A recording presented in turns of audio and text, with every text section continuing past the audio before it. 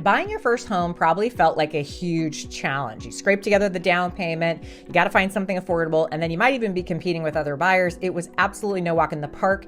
But when you're already a homeowner, buying another house can feel even more stressful. And a lot of homeowners face a common challenge. They need to sell before they buy the next one. And this adds a whole new layer of complexity to the process, and it's no surprise that many potential sellers feel very anxious about this. So that's why we put together a list of 5 most common concerns people face when they need to sell their existing home before buying a new one. But more importantly, we've also included some helpful tips on how to handle each of these challenges. And these insights are perfect for you to share with potential sellers to ease their worries and make them feel more confident. So let's get after 5 concerns and solutions for selling before you buy. Number 1, what if I don't find a house I want to buy? So one of the biggest challenges and concerns when selling before buying is the fear that you won't find a home you like. And that's totally valid, but holding off on listing your home until your dream home hits the market isn't the best strategy. Doing that can lead to a very rushed decision. Either you might lose money on the sale of your current home, or the home you've been eyeing gets snatched up real quick before you're ready to make an offer. So what's the smarter move? Work with your agent to review current sales data. This will help determine if the type of home you're looking for is regularly available in your price range. If there are usually a few homes that fit the bill, you'll likely be in a great position to find the one you love once your current home is under contract. Number 2, what if the specific house I want to buy sells before mine sells?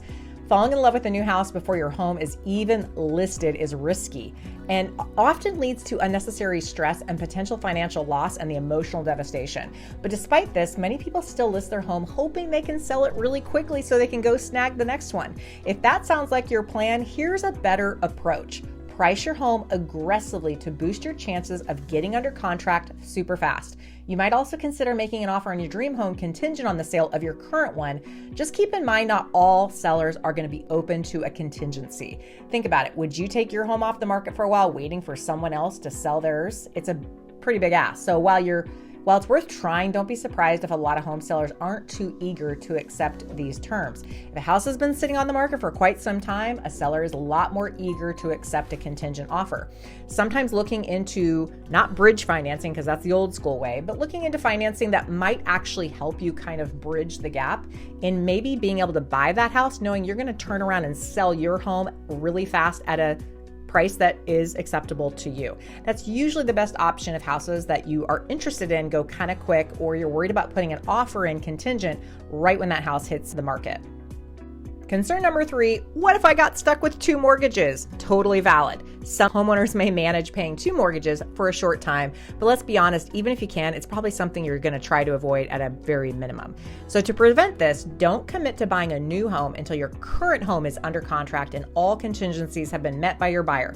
This reduces your chances or any surprises derailing your plans. For extra peace of mind, you can also include language in your contract, making your purchase contingent on the successful closing of your home. It's a smart way to protect yourself and keep things running smoothly, as long as the market and the house you're going after will allow you to do so. Number 4, what if I sell too soon and the market changes on me? Yeah, I can appreciate that, but a common worry for sellers is that right after they sell, the market will take off running and their house is going to be worth so much more than what they sold it for. I could have gotten so much more. No, it really doesn't happen like that. It's really not likely. And the real estate market isn't that volatile like the stock market. While your home could be worth more down the road, waiting a few weeks or months is not really going to bring you a massive increase in value. And remember, the opposite could also happen. The market could drop if you wait. That's actually more likely than not for sometimes it to soften. So what's the best strategy? Focus on your home's current value and avoid trying to time the market. Make your decision on what's happening today, not what's going to happen tomorrow. And in a contingency sale, you need to be able to act quickly, which usually means you need to have your price on point to move quickly, so you're not tying up valuable time on market, because oftentimes they don't give you a lot of time to get an offer on your home.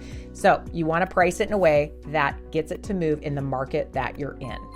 And the last, number 5, concern that homeowners typically have is, what if I sell my house and I have nowhere to live?